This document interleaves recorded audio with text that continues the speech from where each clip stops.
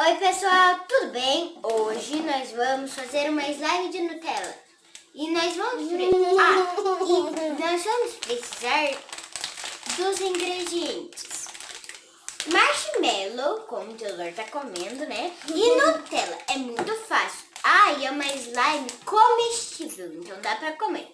Então a gente põe muitos marshmallows, não pode pôr o potinho, uma sacola grande inteira, porque senão vai ficar com dor de barriga. E dá pra brincar. Brincar com a gente comer? Deu. E agora a gente vai pôr no micro-ondas. É 30 segundos, tá, gente?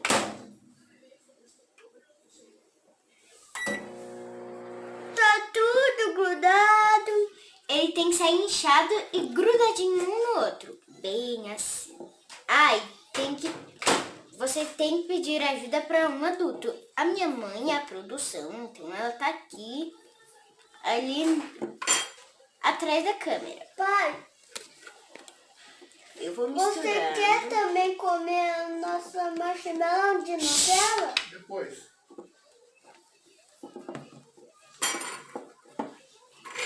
E daí aqui tá no... Vou misturar bem. Tem que misturar bem. Tem que ficar bem misturado. Assim. E grudando.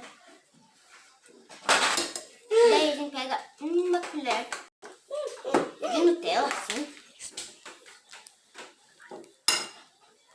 E agora eu vou pegar com a espátula.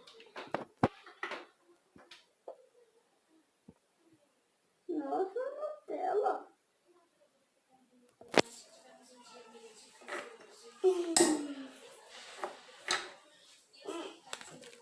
Agora mexe. Agora eu vou mexer. Teodoro, você me ajuda a segurar? Então, segura aqui pra mim, por favor. Meu irmão vai me ajudar a segurar. Então, segura. Eu pus todos os brinquedos aqui.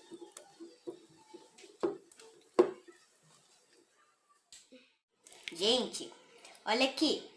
Dá pra brincar aqui, assim. Só que é meio grudenta, mas dá pra brincar. Passa um óleo assim na mão, assim, Um óleo de coco. um óleo de qualquer que não gruda. Agora a gente mexeu bem, misturou tudo. E aos poucos vai se endurecendo. Quando eu brincar, posso limpar um daí pouquinho e quando der continuar certo, brincando? a gente vai poder brincar e comer ao mesmo tempo. E, gente, espero que vocês tenham gostado. Deixe seu like, se inscrevam-se para não perder nenhum vídeo novo. Beijo! Mua!